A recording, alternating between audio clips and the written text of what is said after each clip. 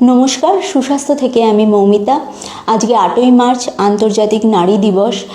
নারী দিবসে যেটা খুব বলতে ইচ্ছা করছে, ছোটোবেলা থেকে আমাদের দেশে মেয়েদের একটা এমনভাবে গড়ে তোলা হয় যে তোমাকে না মানিয়ে নিতে হবে, তোমাকেই না ভাবতে হবে সবার ভালো থাকার জন্য।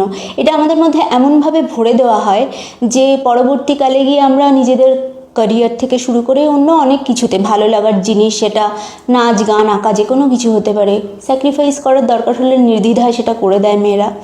এবং সে হয়তো মনে মনে অতটা ভালো থাকে না, কিন্তু তাকে দেখাতে হয় যে সে ভালো আছে। এটা সংস্কারের নামে আমাদের মধ্যে বপন করে দেওয়া হয়।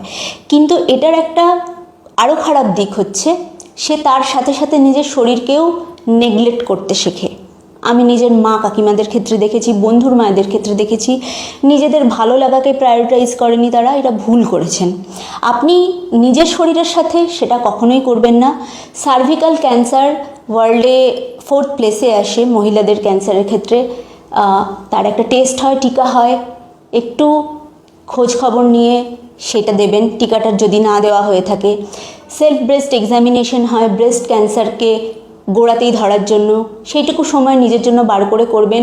এই পৃথিবীতে অনেক লোক আছে, সেটা নারী পুরুষ নির্বিশেষে, যারা আপনাদের ভ্যালু দেবে না বা প্রায়োরিটাইজ করবে না, ডিসক্রিমিনেট করবে। সবথেকে বড় কথা, যে কোনো জায়গায় আপনি এইটুকু নিশ্চিত করুন যে সেই ডিসক্রিমিনেশনটা আপনি যেন নিজের সাথে না করেন, ফিজিক্যালি এবং মেন্টালি দুটোই।